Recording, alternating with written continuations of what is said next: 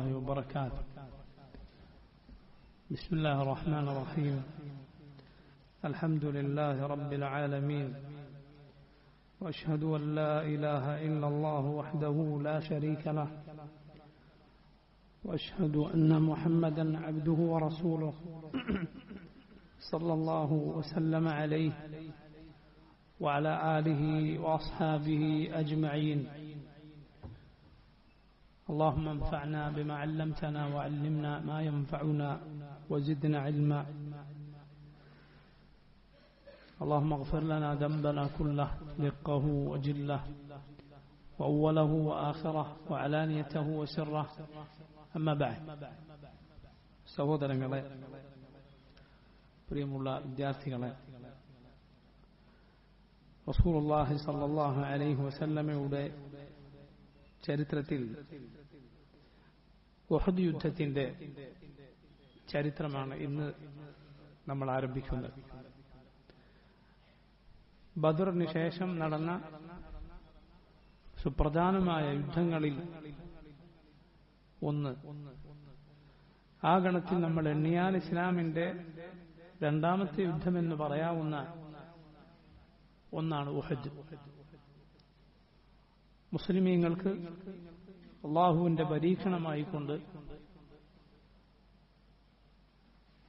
പല നഷ്ടങ്ങളും നേരിട്ട മഹാന്മാരായ സഹാബിമാർ പലരും, 70 സഹാബിമാർ കൊല്ലപ്പെട്ട, അള്ളാഹുവിന്റെ റസൂൽ സല്ലല്ലാഹു അലൈഹി വസല്ലമയുടെ ശരീരത്തിൽ പരിക്കേറ്റ, അവിടുത്തെ മുഖത്തുകൂടെ രക്തം വാർന്നൊഴുകിയ, നബിയുടെ മനോഹരമായ മുൻപല്ലുകൾ പൊട്ടിപ്പോയ, അവിടുത്തെ മുഖത്തുകൂടെ ആ തലയിൽ ധരിച്ചിരുന്ന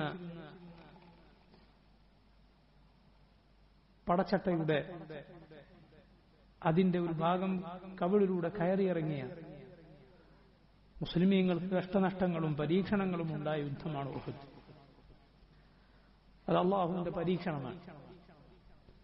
ഈ ലോകത്ത് അള്ളാഹു ഇസ്ലാമിനും മുസ്ലിമീങ്ങൾക്കും എന്നും കായികമായ വിജയം നൽകുകയില്ല. മറിച്ച് അത് ചിലപ്പോൾ ലഭിക്കും, ചിലപ്പോൾ ലഭിക്കുകയില്ല. വിജയം എന്നത് രണ്ട് രൂപത്തിലാണ്. ഒന്ന് ബിൽ ഇൽമി വൽ ബുർഹാൻ, രണ്ട് ബിസ്സൈഫി വസ്സിനാൻ. അറിവുകൊണ്ടുള്ള, തെളിവുകൊണ്ടുള്ള വിജയമാണ് ഒന്നാമത്തേത്. രണ്ടാമത്തേത് ആയുധം കൊണ്ടുള്ള വിജയമാണ്. ഇതിലാദ്യം പറഞ്ഞ വിജയം, അറിവുകൊണ്ട്, തെളിവുകൊണ്ടുള്ള വിജയം, അത് എന്നും ഇസ്ലാമിനും മുസ്ലിമീങ്ങൾക്കുമാണ്. അതാണ് ആയുധം കൊണ്ടുള്ള യുദ്ധത്തെക്കാൾ, അതുകൊണ്ടുള്ള പോരാട്ടത്തെക്കാൾ മുൻതൂക്കവും അതിനാണ്. കാരണം അതുകൊണ്ടാണ് അള്ളാഹുവിന്റെ റസൂൽ സല്ലല്ലാഹു അലൈഹി വസല്ലം യുദ്ധത്തിന് മുൻപേ ഇസ്ലാമിന്റെ സന്ദേശം, ഇസ്ലാമിന്റെ അറിവും ഇസ്ലാമിന്റെ തെളിവും എത്തിച്ചു കൊടുക്കുന്നത്. മറ്റൊരു നിലക്ക് പറഞ്ഞാൽ, ആ പോരാട്ടം, തെളിവ് കൊണ്ടുള്ള പോരാട്ടം, അറിവ് കൊണ്ടുള്ള പോരാട്ടം എല്ലാ കാലത്തും ഉള്ളതാണ്, ഏത് സമയത്തും ഉള്ളതാണ്. അത് കുഫാറുകളോട്, ഇസ്ലാമിന്റെ പ്രകടമായ രൂപത്തിൽ ഇസ്ലാമിനോട് ശത്രുത വെച്ചവരോട് മാത്രമല്ല, മറിച്ച് ഇസ്ലാമിന്റെ ഉള്ളിലുള്ള, ഇസ്ലാമിന്റെ പേര് പുറമേക്ക് പറയുന്ന, ഇസ്ലാമിന്റെ അകത്താണ് ഞങ്ങളെന്ന് അവകാശപ്പെടുന്ന മുനാഫിക്കുകളോടും കൂടി ഉള്ളതാണ്. അറിവുകൊണ്ടുള്ള, തെളിവുകൊണ്ടുള്ള ജിഹാദ്, പോരാട്ടം എന്ന് പറയുന്നു. രണ്ടാമത്തേതാകട്ടെ, അതിന് ധാരാളം നിബന്ധനകളുണ്ട്. ആ യുദ്ധം, അതിലൂടെയുള്ള വിജയം അള്ളാഹു എല്ലാ കാലത്തും നൽകുകയുമില്ല. എന്നു മാത്രമല്ല, നിങ്ങൾ ചിന്തിച്ചു നോക്കുക, ആ വിജയം കൂടി എല്ലാ കാലത്തും ഇസ്ലാമിനും മുസ്ലിമീങ്ങൾക്കുമായിരുന്നുവെങ്കിൽ, ചില പണ്ഡിതന്മാർ പറഞ്ഞതുപോലെ ദുനിയാവിൽ പിന്നെ ഈ ദീനിലല്ലാതെ ഒരാളും ബാക്കിയുണ്ടാവില്ല, എല്ലാവരും ഈ ദീനിൽ തന്നെ ആയിരിക്കും. കാരണം നിങ്ങൾ ആലോചിച്ച് നോക്കൂ, ഇന്നത്തെ കാലം മാത്രം ഉദാഹരണമായി നിങ്ങൾ ചിന്തിച്ചാൽ മതി. ഇസ്ലാമിനും മുസ്ലിമീങ്ങൾക്കും എതിരിൽ ആരൊക്കെയാണ് ലോകത്തുള്ളത്? എത്രയോ ഭരണകൂടങ്ങൾ, എത്രയോ വലിയ സൈനിക ബലമുള്ള ഭരണകൂടങ്ങൾ, എത്രയോ മാധ്യമങ്ങൾ, ഒരുപാട് സമ്പത്തുള്ള വലിയ വലിയ സാമ്പത്തിക അടിത്തറയുള്ള വലിയ വലിയ കക്ഷികൾ അള്ളാഹുവിന്റെ മാർഗത്തിനെതിരിൽ റബ്ബിന്റെ പ്രകാശം ഊതിക്കെടുത്താൻ ദിനേന എന്നോണം വലിയ പണം ചെലവഴിക്കുന്നവർ, മീഡിയയും സോഷ്യൽ മീഡിയയും ഒക്കെ, ഇതൊക്കെ നിലനിൽക്കുന്ന മുസ്ലിമീങ്ങൾ പലയിടത്തും പീഡിപ്പിക്കപ്പെടുന്ന പ്രയാസപ്പെടുന്ന കാലമാണ്.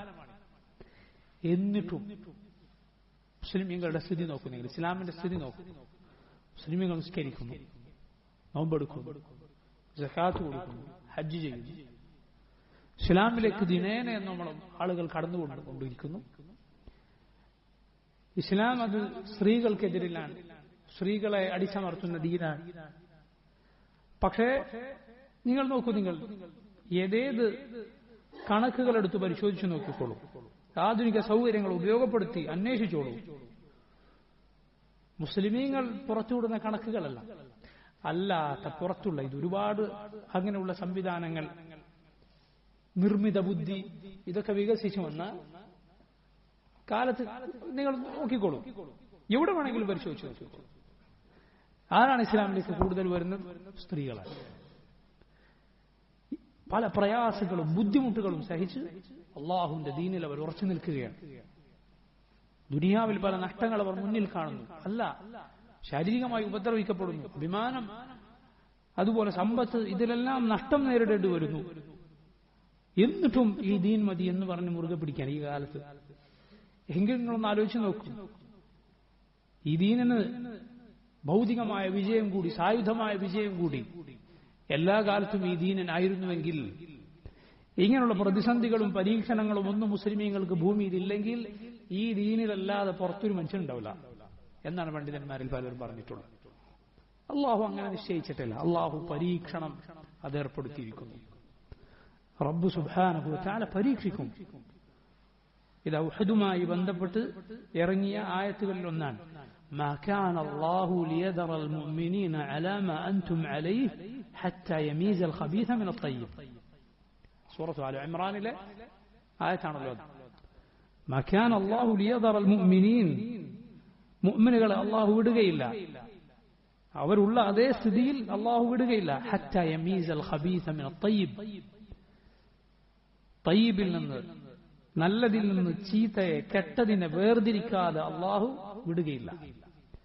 നോക്കൂ നിങ്ങൾ, തഫ്സീറുകൾ നമുക്ക് കാണാം. ആയത്തിന്റെ തഫ്സീറിൽ ഇബ്നു കസീറിലും മറ്റും നമുക്ക് കാണാം. ലാ ബുദ്ദ അൻ യഅഖിദ സബബൻ മിനൽ മിഹ്ന ينجح فيه وليه ويفتضح فيه عدوه يعرف به المؤمن الصابر والمنافق الفاجر. പരീക്ഷണം ഉണ്ടാവുക തന്നെ ചെയ്യും, യാതൊരു സംശയവുമില്ല. അതിൽ അള്ളാഹുവിന്റെ വലി, അള്ളാഹുവിന്റെ മിത്രം വിജയിക്കും, അള്ളാഹുവിന്റെ ശത്രു പരാജയപ്പെടും. സത്യസന്ധതയുള്ള, ഉള്ളിലും പുറത്തും ദീനുള്ള മുഅ്മിൻ വേർതിരിയും.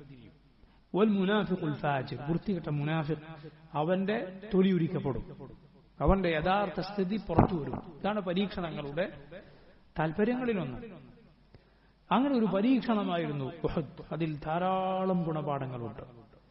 അൽ-ഇമാം ഇബ്നുൽ ഖയ്യിം റഹിമഹുല്ലാഹ് അദ്ദേഹത്തിന്റെ പ്രസിദ്ധമായ മനോഹരമായ സാദുൽ മആദ് ഫി ഹദി ഖൈറുൽ ഇബാദ് എന്ന ഗ്രന്ഥത്തിൽ ഉഹദിൽ നിന്ന് ലഭിക്കുന്ന ധാരാളം ഗുണപാഠങ്ങൾ വിവരിച്ചത് കാണാം.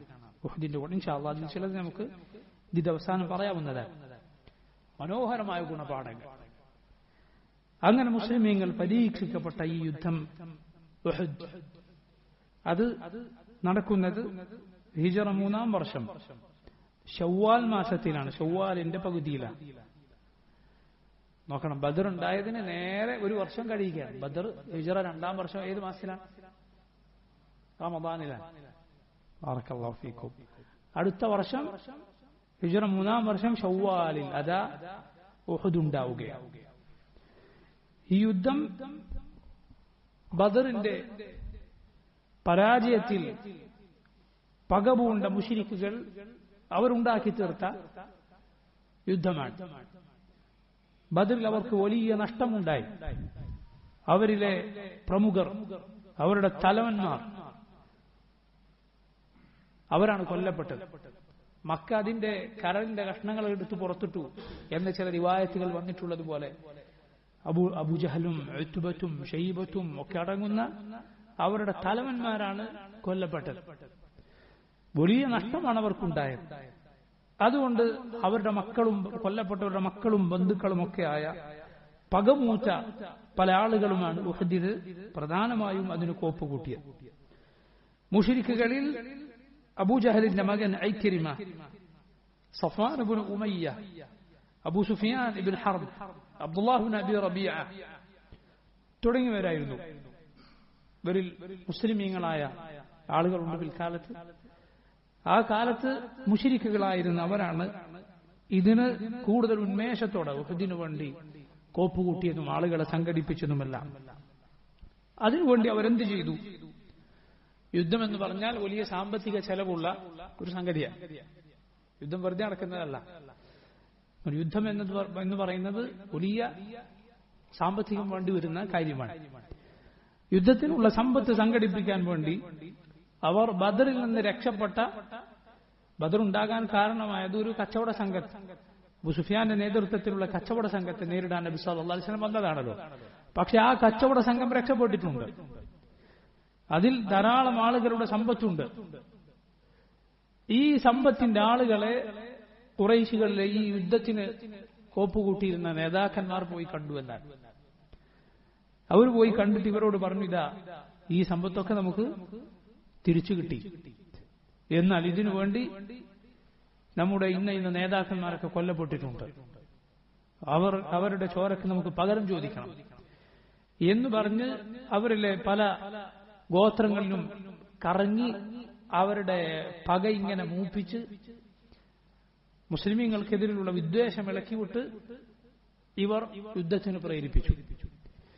ഈ സമ്പത്ത് രക്ഷപ്പെട്ട് കിട്ടിയ, യാത്രാസംഘം രക്ഷപ്പെട്ട് കിട്ടിയ ആളുകൾ, ആരുടെയൊക്കെ സമ്പത്ത് അതിലുണ്ടായിരുന്നോ അവരോട് ഈ യുദ്ധത്തിന് വേണ്ടുന്ന സാമ്പത്തികം പണം അവർ സ്വരൂപിച്ചു. അങ്ങനെ യുദ്ധത്തിനു വേണ്ടി അവർ ഒരുങ്ങുകയാണ്. നേരത്തെ യുദ്ധത്തിൽ നഷ്ടങ്ങളുണ്ടായ ബന്ധുക്കളും മറ്റും കൊല്ലപ്പെട്ടവർ അവർക്ക് പകരം വീട്ടുക എന്നത് അവരുടെ പ്രധാന ലക്ഷ്യമായിരുന്നു. പ്രത്യേകിച്ച് മുസ്ലിമീങ്ങളിൽ വെച്ച് മുശ്രിക്കുകൾക്ക് വലിയ നഷ്ടമുണ്ടാക്കിയ, യുദ്ധത്തിൽ വല്ലാതെ അതിശക്തമായി പോരാടിയ സഹാബിമാരിൽ ചിലരോട് അവർക്ക് വല്ലാത്ത പകയുണ്ടായിരുന്നു. അവരെ നോട്ടമിട്ടിരുന്നു. അവരിൽ ഒരാളാണ് റസൂലുള്ളാഹി സ്വല്ലല്ലാഹു അലൈഹി വസല്ലമയുടെ പിതൃ സഹോദരൻ ഹംസ ഇബ്നു അബ്ദുൽ മുത്തലിബ് റളിയല്ലാഹു അൻഹു, സയ്യിദു ശുഹദാ, ശുഹദാക്കളുടെ നേതാവ് ഹംസ റളിയല്ലാഹു അൻഹുവിനെ പ്രത്യേകം മുശ്രിക്കുകൾ കൊല്ലാൻ ഉന്നമിട്ടിരുന്നു. ജുബൈർ ഇബ്നു മുത്ഇം, അദ്ദേഹം പിന്നീട് മുസ്ലിമായിട്ടുണ്ട്, സഹാബിയാണ് റളിയല്ലാഹു അൻഹു, പക്ഷെ അന്ന് മുശ്രിക്കാണ്. ജുബൈർ ഇബ്നു മുത്ഇമിന്റെ പിതൃ സഹോദരൻ തുഐമ ഇബ്നു അദി എന്നു പേരുള്ള ആളെ ഹംസ റളിയല്ലാഹു അൻഹുവാണ് ബദറിൽ കൊന്നത് എന്നാണ്. അതുകൊണ്ട് ജുബൈർ ഇബ്നു മുത്ഇം വഹ്ഷി എന്നു പേരുള്ള ഒരു അടിമയെ, അയാൾ ഒരു കുന്തം എറിയുന്നതിൽ, ഒരു പ്രത്യേക ആയുധം എറിഞ്ഞ് ലക്ഷ്യസ്ഥാനത്ത് കൊള്ളിക്കുന്നതിൽ വലിയ കഴിവുള്ള ആളായിരുന്നു. വളരെ അടിമയായിരുന്നു. പക്ഷേ അദ്ദേഹം എറിഞ്ഞാൽ ഉന്നം തെറ്റുക എന്നത് വളരെ അപൂർവമായി സംഭവിക്കുള്ളൂ. ഉന്നം കൃത്യമായിരിക്കും. വഹ്ഷിയെ, അടിമയായിരുന്ന വഹ്ഷിയുടെ അരികിൽ ജുബൈർ ഇബ്നു മുത്ഇം ചെന്നു പറഞ്ഞു, എന്നാൽ നീ എങ്ങാനും ഉഹദിൽ വന്ന്, നീ എങ്ങാനും യുദ്ധത്തിന് വന്ന് ഹംസയെ കൊന്നാൽ നിന്നെ ഞങ്ങൾ സ്വതന്ത്രനാക്കും എന്ന് പറഞ്ഞു. ഇങ്ങനെ മുസ്ലിമീങ്ങളിൽ പലരെയും അവർ പ്രത്യേകം നോട്ടമിട്ടിരുന്നു. അങ്ങനെ നോക്കൂ, മുശ്രിക്കുകൾ 1000 പടയാളികളെ സംഘടിപ്പിച്ചു. 1000 പടയാളികൾ, 700 പേർ പടച്ചട്ടാണിന്നവരായിരുന്നു. 200 കുതിരകൾ അവരുടെ കൂടെ ഉണ്ടായിരുന്നു. അതുപോലെ 3000 ഒട്ടകങ്ങൾ അവരുടെ കൈവശമുണ്ടായി. ഈ യുദ്ധത്തിന് അവർ തയ്യാറാക്കി. എന്നിട്ട് ഈ വലിയ സംഘം, ഈ സൈന്യമത മദീന ലക്ഷ്യമാക്കി മുസ്ലിമീങ്ങളോട് പകരം വീട്ടാൻ വേണ്ടി പുറപ്പെടുകയാണ്. എന്നു മാത്രമല്ല, പോകുമ്പോൾ അവർ ഈ നേതാക്കന്മാരായ പലരും അവരുടെ ഭാര്യമാരെയും കൂടെ കൂട്ടിയെന്നാണ്. അബൂ സുഫിയാനെ പോലെയുള്ള ആളുകൾ അവരുടെ ഭാര്യമാരെ അടക്കം കൂടെ കൂട്ടി. എന്തിനു വേണ്ടിയാണ്? ഇനി പരാജയപ്പെടുക എന്നൊരു സംഗതിയില്ല, വിജയിക്ക് അല്ലെങ്കിൽ മരിച്ചിട്ടല്ലാതെ തിരിച്ചു വരികയില്ല എന്ന വികാരമുണ്ടാകാൻ വേണ്ടി അവർ ഈ സ്ത്രീകളെ അടക്കം അവരുടെ നേതാക്കന്മാരിൽ പലരും അവരുടെ ഭാര്യമാരെ കൂടെ കൂട്ടിയിരുന്നു. അവർ യാത്രയിൽ കള്ളു വിളമ്പുകയും എന്നിട്ട് ബദറിൽ കൊല്ലപ്പെട്ടവരുടെ അവരെ കുറിച്ചുള്ള സങ്കടമൊക്കെ പറഞ്ഞ് പാട്ടുപാടുകയും കവിത ചൊല്ലുകയും അങ്ങനെ യുദ്ധത്തിന് ഇവരെ ആവേശം ഉണ്ടാക്കുകയും ഒക്കെ ചെയ്തുകൊണ്ട് അവരങ്ങനെ പോവുകയാണ്. ആ സൈന്യത്തിന്റെ നേതാവ് അബൂ സുഫിയാനാണ്. അതിൽ കുതിരപ്പടയാളികളുടെ നേതാവ് ഖാലിദ് ഇബ്നുൽ വലീദാണ്. അതുപോലെ ഖാലിദ് ഇബ്നുൽ വലീദിനെ സഹായിക്കാൻ ഇക്രിമ ഇബ്നു അബീ ജഹൽ, അബൂജഹലിന്റെ മകൻ ഇക്രിമയുമുണ്ട്. മൂന്നുപേരും പിന്നീട് മുസ്ലിമീങ്ങളായ സഹാബിമാരാണ് റളിയല്ലാഹു അൻഹും. എന്നാൽ ആ സമയത്ത് അവർ മുശ്രിക്കുകളായിരുന്നു. അവരത് പുറപ്പെടുകയാണ്. ഈ സൈന്യം പുറപ്പെട്ട വിവരം മക്കയിലൊന്നുണ്ടായിരുന്ന, എന്നാൽ റസൂലുള്ളാഹി സ്വല്ലല്ലാഹു അലൈഹി വസല്ലമയുടെ കൂറുണ്ടായിരുന്ന, അതിനു മുമ്പേ ഇസ്ലാം സ്വീകരിച്ചിരുന്നുവെന്നും ഇസ്ലാം മറച്ചുവെച്ചത് ആണ് എന്നുമാണ് പല റിവായത്തുകളിലുമുള്ളത്. റസൂലുള്ളാഹി സ്വല്ലല്ലാഹു അലൈഹി വസല്ലമയുടെ പിതൃ സഹോദരൻ Abbas bin Abdul Muthalib, Abbas ബദറിൽ ബന്ദിയാക്കി പിടിക്കപ്പെടുകയും മോചിപ്പിക്കപ്പെടുകയും ചെയ്ത ആളാണ്. അബ്ബാസ് ബിൻ അബ്ദുൽ മുത്തലിബ് ഈ സൈന്യം പുറപ്പെടുന്ന വിവരം, യുദ്ധത്തിന് വരുന്ന വിവരം ഒരു കത്തെഴുതി റസൂലുള്ളാഹി സ്വല്ലല്ലാഹു അലൈഹി വസല്ലമയെ അറിയിച്ചു. അതുകൊണ്ട് നബി സല്ലല്ലാഹു അലൈഹി വസല്ലം ആ വിവരം നേരത്തെ അറിഞ്ഞു, ഇങ്ങനെ ഒരു സൈന്യം മദീനയെ ആക്രമിക്കാൻ വരുന്നുണ്ട് എന്ന്. അങ്ങനെ ആ സൈന്യം മക്കയിൽ നിന്ന് മദീനയിലേക്ക് പുറപ്പെടുകയും നബി സല്ലല്ലാഹു അലൈഹി വസല്ലം ഈ വിവരം അറിഞ്ഞ ശേഷം അവർ മദീനയുടെ അടുത്ത് ഉഹദ് മലയുടെ അപ്പുറത്ത് വന്ന് തമ്പടിക്കുകയും ചെയ്തു. ഈ സൈന്യം മദീനക്ക് അടുത്തെത്തിയപ്പോൾ തന്നെ മദീനയിലെ, ഞാൻ നേരത്തെ പറഞ്ഞതുപോലെ ഈ വിവരം കിട്ടിയിട്ടുണ്ട് നബി സല്ലല്ലാഹു അലൈഹി വസല്ലമക്ക് മാത്രമല്ല മറ്റു പലർക്കും. അതോടെ മദീനയിലെ യഹൂദികളും മുനാഫിക്കുകളുമെല്ലാം പേടിപ്പെടുത്തുന്ന, ആളുകളെ അവരുടെ സമാധാനം നശിപ്പിക്കുന്ന ഫിത്നയുടെ വാർത്തകൾ പറയാനും പ്രചരിപ്പിക്കാനും തുടങ്ങി. മനസ്സിലായി? അത് ഈ രൂപത്തിലുള്ള ആളുകളുടെ എപ്പോഴുമുള്ള സ്വഭാവമായിരിക്കും. ഏതെങ്കിലും ഒരു കുഴപ്പം വന്നാൽ അതിനെക്കുറിച്ച് അങ്ങനെ അവിടെ അങ്ങനെ ആയിരിക്കും, ഇവിടെ ഇങ്ങനെ ആയിരിക്കും എന്ന് പറഞ്ഞിങ്ങനെ പലതും പ്രചരിപ്പിക്കുക. പരിശുദ്ധ ഖുർആനിൽ അള്ളാഹു പറഞ്ഞിട്ടില്ലേ? എന്ത് അള്ളാഹു പറഞ്ഞത് കാണാം, അവരിലേക്ക് ഒരു അംനിന്റെയോ ഖൗഫിന്റെയോ വാർത്ത എത്തിയാൽ അദാഉ ബിഹ്, എന്തു ചെയ്യും? കിട്ടിയ ഉടനെ അദാഉ ബിഹ്, അത് പ്രചരിപ്പിക്കും. അദാ എന്ന് പറഞ്ഞാൽ എന്താണ് അർത്ഥം? പ്രചരിപ്പിക്കുക. ആധുനിക കാലത്ത് റേഡിയോക്ക് എന്ത് പറയും? മിദിയ, അല്ലെ? അലി ബിൻ അബി താലിബ് റളിയല്ലാഹു അൻഹു പറഞ്ഞിട്ടുണ്ട്, നിങ്ങൾ മദായ ആകരുത് എന്ന് പറഞ്ഞാൽ കേട്ടതൊക്കെ പ്രചരിപ്പിക്കുന്ന ആളുകൾ, മുന്നും പിന്നും നോക്കാതെ എല്ലാം പ്രചരിപ്പിക്കുന്ന ആളുകൾ. സുബ്ഹാനല്ലാഹ്, സത്യമാണെങ്കിൽ പോലും, വാർത്ത സത്യമാണ് എങ്കിൽ പോലും എല്ലാ വാർത്തയും പ്രചരിപ്പിക്കുന്നതിൽ നന്മയില്ല, എല്ലാ വാർത്തയും പ്രചരിപ്പിക്കുന്നതിൽ ഖൈറില്ല. സത്യമാണെങ്കിൽ പോലും. സത്യമല്ലാത്തതാണെങ്കിലോ റസൂലുള്ളാഹി സ്വല്ലല്ലാഹു അലൈഹി വസല്ലം പറഞ്ഞിട്ടുണ്ട്, കഫാ ബിൽ മർഇ കദിബൻ അൻ യുഹദ്ദിസ ബികുല്ലി മാ സമിഅ. ഒരാൾക്ക് കളവായി രേഖപ്പെടുത്തപ്പെടാൻ, കളവായി, അവൻ കളവാണ് പറഞ്ഞത് എന്ന് രേഖപ്പെടുത്തപ്പെടാൻ എന്ത് തന്നെ മതി? അൻ യുഹദ്ദിസ ബികുല്ലി മാ സമിഅ. കേട്ടതെല്ലാം അവൻ പ്രചരിപ്പിക്കുക എന്നത് തന്നെ മതി. കേട്ടതൊക്കെ പറഞ്ഞാൽ തന്നെ എന്തായി മാറും? കളനായി മാറും. കേൾക്കുന്നതെല്ലാം പ്രചരിപ്പിക്കരുത്, അതിൽ സത്യവും കളവും ഉണ്ടാവും. ഇങ്ങനെയാണ് ചില ആളുകൾ. അങ്ങനെ പ്രചരിപ്പിക്കരുത്, തെറ്റാണ്. പ്രത്യേകിച്ച് ഇക്കാലത്ത്, ഈ വ്യാജ വാർത്തകളുടെ കാലത്ത് ചിലപ്പോൾ നമ്മുടെ ഫോണിൽ വന്നു കിട്ടും ഒരു വിവരം, അതിന്റെ ചിത്രവും ചിലപ്പോൾ അതിന്റെ വീഡിയോവും ഒക്കെ ഉണ്ടാവും. പക്ഷെ സംഭവം കളവായിരിക്കും. ഇതാ നമ്മൾ അപ്പുറത്ത് നടന്നത് എന്ന് പറഞ്ഞിട്ടായിരിക്കും വാർത്ത. ചിലപ്പോൾ ഏതെങ്കിലും കാട്ടിലോ ഏതെങ്കിലും വിദൂര ദേശത്തോ അങ്ങ് ആഫ്രിക്കയിലോ മറ്റോ നടന്ന് സംഭവിക്കും. പക്ഷേ നിന്റെ നാട്ടിലാണെന്ന് പറഞ്ഞ് പ്രചരിപ്പിക്കും. ഇതാ ഇന്നലെ നടന്നതാണ്, ചിലപ്പോൾ 2 കൊല്ലം മുമ്പ് നടന്നിരിക്കും. ഇങ്ങനെ യാഥാർത്ഥ്യവുമായി ബന്ധമില്ലാത്ത വാർത്തകൾ പലതും നമ്മുടെ കയ്യിലെത്തും. വളരെ ശ്രദ്ധിക്കണം. കിട്ടുന്നതെല്ലാം പ്രചരിപ്പിക്കുന്നവരാകരുത്. ഇനി അത് ശരിയാണെങ്കിൽ കൂടി അതിലെ നന്മയും തിന്മയും, ഇത് ഞാൻ പ്രചരിപ്പിച്ചതുകൊണ്ട് നന്മയാണോ ഉണ്ടാവുക, തിന്മയാണോ ഉണ്ടാവുക? ഇത് കേട്ടാൽ ആളുകൾ വെറുതെ പേടിച്ചിട്ട് ബേജാറാവുമോ? അതുകൊണ്ടെന്തെങ്കിലും കാര്യം ഉണ്ടാവുമോ? ശ്രദ്ധിക്കണം. അല്ലാതെ പറയും ആളുകളുടെ മനോവീര്യം നശിപ്പിക്കുക, മുസ്ലിമീങ്ങളാകെ പേടിപ്പെടുത്തുക, അങ്ങനെയുള്ള വാർത്തകൾ പ്രചരിപ്പിക്കുന്നത് നല്ലതാണോ? അല്ല. വൃത്തികെട്ട വാർത്തകൾ അത് പ്രചരിപ്പിക്കുന്നത് നല്ലതാണോ? അല്ല. കാരണം വൃത്തികേടുകൾ വീണ്ടും വീണ്ടും കണ്ടുകൊണ്ടിരുന്നാൽ, കേട്ടുകൊണ്ടിരുന്നാൽ നമ്മുടെ മനസ്സ് അതുകൊണ്ട് ദുഷിക്കും. നമ്മൾ പോലും അറിയാതെ മനസ്സ് ദുഷിക്കും. അള്ളാഹു പറഞ്ഞു നോക്കൂ നിങ്ങൾ, വലൗ ജാഅഹും അംറും മിനൽ അംനി ഔൽ ഖൗഫി അദാഉ ബിഹ്, അവർക്കൊരു നിർഭയത്വത്തിന്റെയോ പേടിക്കേണ്ടതില്ല എന്ന വാർത്തയോ അല്ലെങ്കിൽ പേടിക്കണമെന്ന വാർത്തയോ പേടിക്കാനുള്ളതോ പേടിക്കേണ്ടതില്ലാത്തതോ ആയ വാർത്ത വന്നെത്തിയാൽ അദാഉ ബിഹ്, കിട്ടിയാൽ ഉടനെ അവരത് പ്രചരിപ്പിക്കുകയായി. എന്താണ് അള്ളാഹു പറഞ്ഞത്? വലൗ റദ്ദൂഹു ഇലർ റസൂലി വഇലാ ഉലിൽ അംരി മിൻഹും ലഅലിമഹു അല്ലദീന യസ്തംബിതൂനഹു മിൻഹും.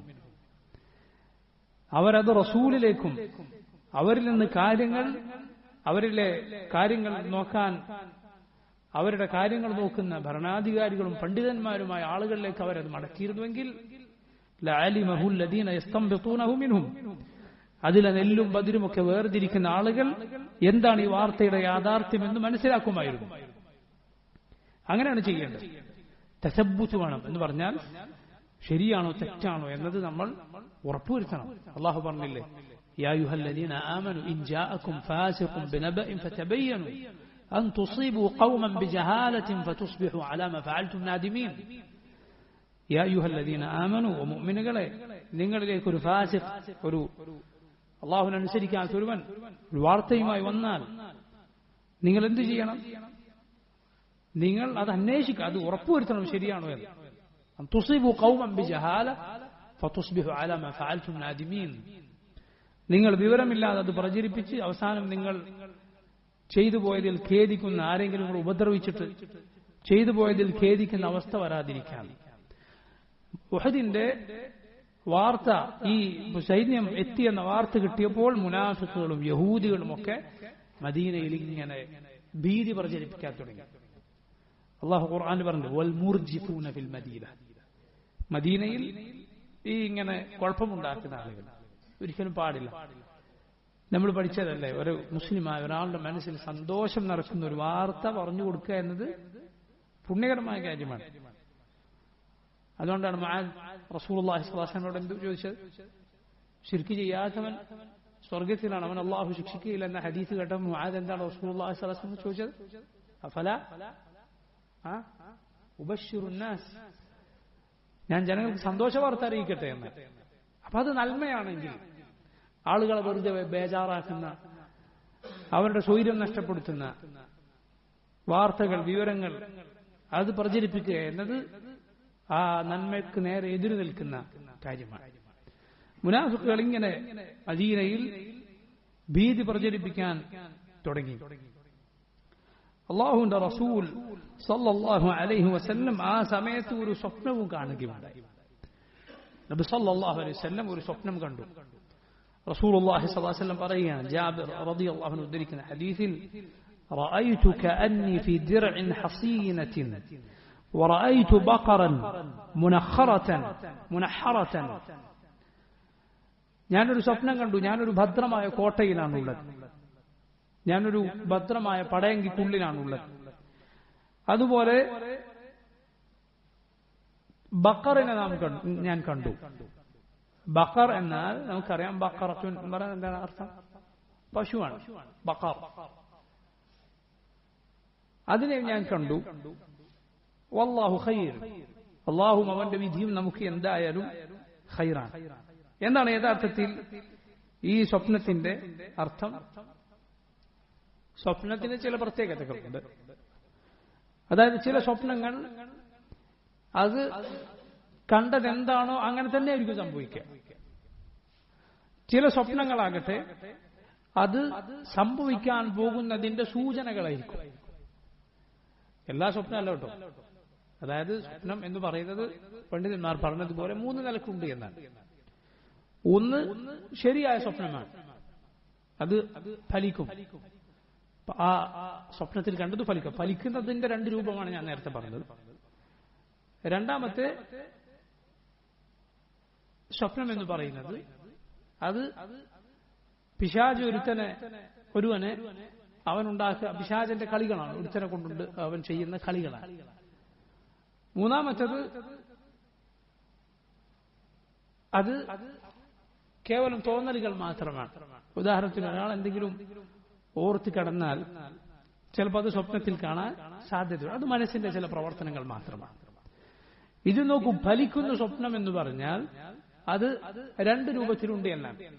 അതായത് ഒന്ന് ചിലപ്പോൾ അത് അങ്ങനെ തന്നെ ഫലിക്കുക, അല്ലെങ്കിൽ സ്വപ്നത്തിലുള്ളത് സൂചനകളാണ്. സ്വപ്നത്തിലുള്ളത് സൂചനകളാണ്, അതിന്റെ ഒരു രൂപമാണ്. നോക്കൂ നിങ്ങൾ, നമുക്ക് ഈ 2 സ്വപ്നവും ഏതിൽ കാണാം? സൂറത്ത് യൂസുഫിൽ കാണാം. യൂസുഫ് അലൈഹിസ്സലാമിന്റെ കൂടെ ജയിലിൽ കഴിഞ്ഞ 2 പേർ കണ്ട സ്വപ്നം രണ്ടും 2 രൂപത്തിലാണ്. 2 രൂപത്തിലാണ്. ഒരാൾ കണ്ട സ്വപ്നം എന്താ? ഇന്നി അറാനി അഅസിറു ഖംറ. ഒരാൾ പറഞ്ഞു, ഞാൻ വീഞ്ഞ് പിഴിഞ്ഞു കൊടുക്കുന്നതായി സ്വപ്നം കണ്ടു.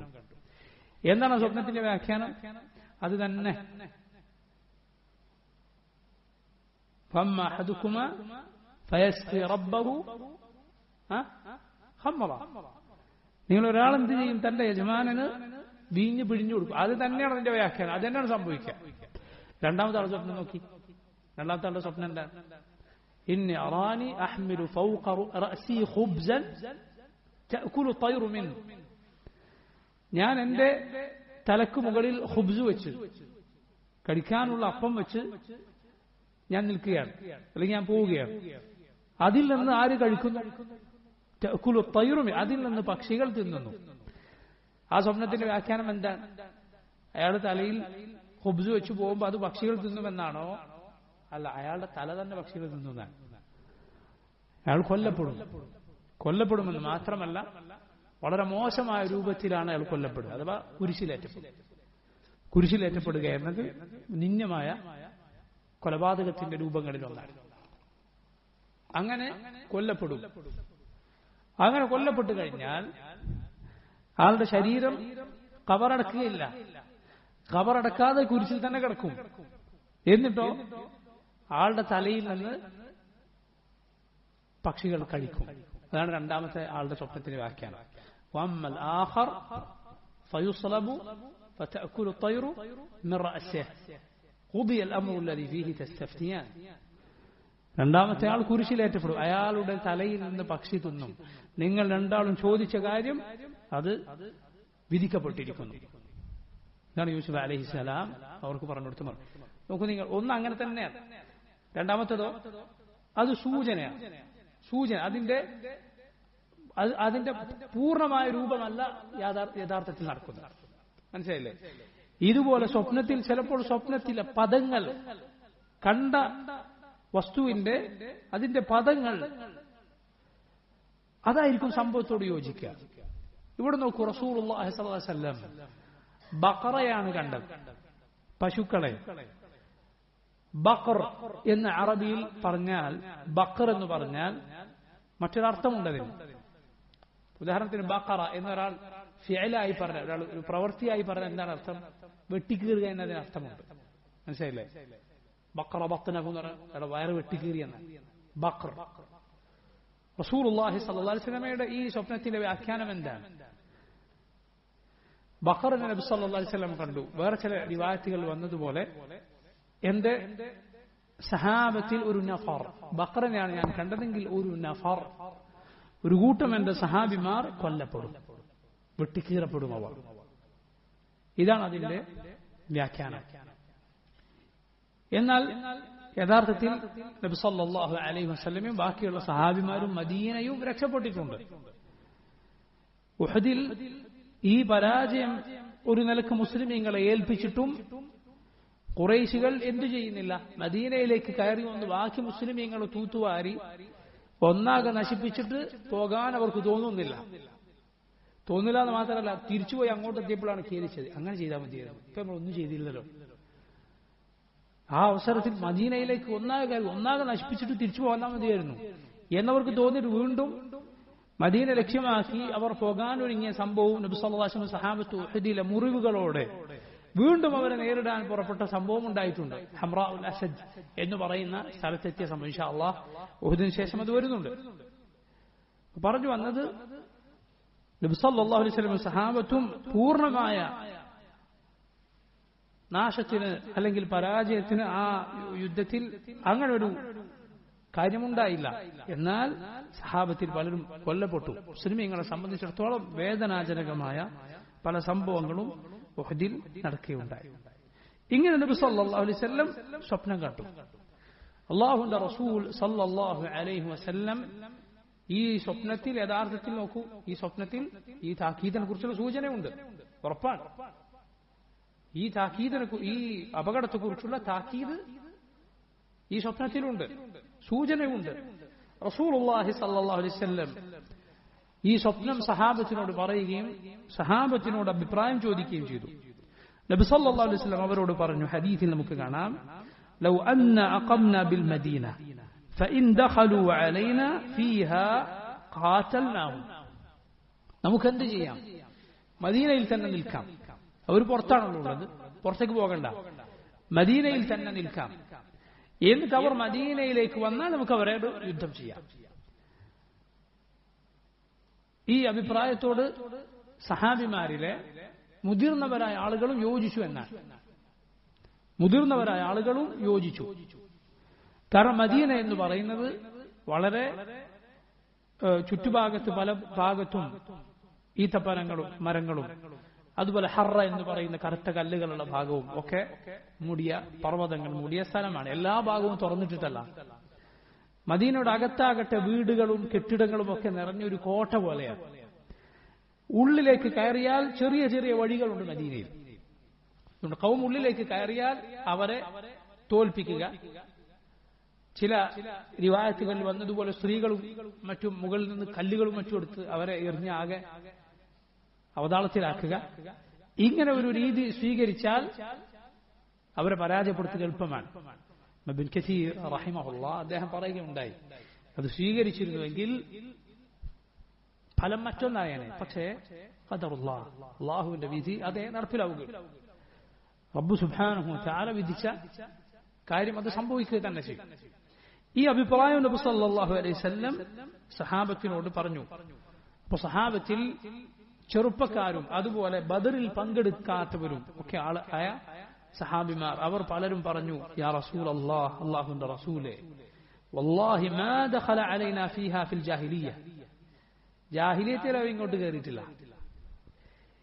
എന്നിട്ട് ഫകൈഫ യദ്ഖുലു അലൈനാ ഫീഹാ ഫിൽ ഇസ്ലാം, ഇസ്ലാമിലായിരിക്കും ഇനി ഇവരിങ്ങോട്ട് കയറി വരാൻ ഞങ്ങൾ അനുവദിക്കുകയോ എന്ന് അവർ റസൂലുള്ളാഹി സ്വല്ലല്ലാഹു അലൈഹി വസല്ലമയോട് പറഞ്ഞു. അവരിൽ പലർക്കും ബദറിൽ പങ്കെടുത്ത ആളുകൾക്ക് ലഭിച്ച ശ്രേഷ്ഠതയും അതൊക്കെ അവരുടെ ആഗ്രഹമായിരുന്നു. ഒക്കെ ലഭിക്കാൻ അങ്ങോട്ട് പോകണം എന്ന് തന്നെ അവർ ആഗ്രഹിച്ചു. ഇങ്ങനെ അവർ ഒരുപാട് ആളുകൾ ഈ അഭിപ്രായം പറഞ്ഞപ്പോൾ അല്ലാഹുവിന്റെ റസൂൽ സ്വല്ലല്ലാഹു അലൈഹി വസല്ലം അവരോട് പറഞ്ഞു, ശഅനുക്കും ഇദൻ, ശഅനുക്കും ഇദൻ, എങ്കിൽ അങ്ങനെ ആകട്ടെ, നിങ്ങൾ പറയുന്നത് പോലെ ആകട്ടെ, നിങ്ങളുടെ കാര്യം പോലെ ആകട്ടെ എന്ന് റസൂലുള്ളാഹി സ്വല്ലല്ലാഹു അലൈഹി വസല്ലം പറഞ്ഞു. അതിനുശേഷം അല്ലാഹുവിന്റെ റസൂൽ സ്വല്ലല്ലാഹു അലൈഹി വസല്ലം അവിടുത്തെ വീടിനകത്തേക്ക് കയറുകയും പിന്നീട് നബി സല്ലല്ലാഹു അലൈഹി വസല്ലം അവിടുത്തെ പടയങ്കി അണിഞ്ഞ് പുറത്തേക്ക് വരികയും ചെയ്തു. യുദ്ധത്തിന് തയ്യാറായി റസൂലുള്ളാഹി സ്വല്ലല്ലാഹു അലൈഹി വസല്ലം വന്നു. ഇങ്ങനെ വന്നപ്പോൾ അൻസാറുകളിൽപ്പെട്ട മഹാന്മാരായ സഹാബിമാർ, ചില റിവായത്തുകൾ വന്നതുപോലെ സഅദ് ഇബ്നു മുആദിനെ പോലെയുള്ള, ഉസൈദ് ഇബ്നു ഹുദൈറിനെ പോലെയുള്ള, ഉസൈദ് ഇബ്നു ഹുദൈർ റളിയല്ലാഹു അൻഹുവിനെ പോലെയുള്ള സഹാബിമാർ അവർ പറഞ്ഞു, നമ്മൾ നബി സല്ലല്ലാഹു അലൈഹി വസല്ലമയെ നിർബന്ധിച്ചു. വഹി ഇറങ്ങുന്ന റസൂൽ സല്ലല്ലാഹു അലൈഹി വസല്ലമയുടെ അഭിപ്രായം നമുക്ക് സ്വീകരിച്ചാൽ പോരായിരുന്നു. എന്തിനാണ് നബി നിർബന്ധിച്ചത്? റസൂലുള്ളാഹി സ്വല്ലല്ലാഹു അലൈഹി വസല്ലമയോട് നമ്മൾ എന്തിനാണ് അങ്ങോട്ട് പറഞ്ഞൊരു നിർബന്ധപൂർവ്വം ഇങ്ങനൊരു അഭിപ്രായം നബിയെ കൊണ്ട് സ്വീകരിപ്പിച്ചത്? നബി സല്ലല്ലാഹു അലൈഹി വസല്ലം പറഞ്ഞു സ്വീകരിച്ചുകൂടായിരുന്നു. എന്നവർ പറഞ്ഞപ്പോൾ അവർക്ക് മൊത്തത്തിൽ ഖേദം തോന്നി. റസൂലുള്ളാഹി സ്വല്ലല്ലാഹു അലൈഹി വസല്ലം വന്നപ്പോൾ അവർ പറഞ്ഞു, യാ നബി അല്ലാഹ്, നബിയെ ഷഅനക ഇദൻ, നബിയെ താങ്കൾ എങ്ങനെയാണ് തീരുമാനിച്ചത് അതുപോലെ പോകാൻ നമുക്ക്. അവരുടെ അഭിപ്രായം മാറ്റി. പക്ഷേ നബി സല്ലല്ലാഹു അലൈഹി വസല്ലം ആ സമയത്ത് പറഞ്ഞു, ഇന്നഹു ലൈസ ലിനബിയ്യിൻ ഇദാ ലബിസ ലഅമതഹ അൻ യദഅഹാ ഹത്താ യുഖാതിൽ.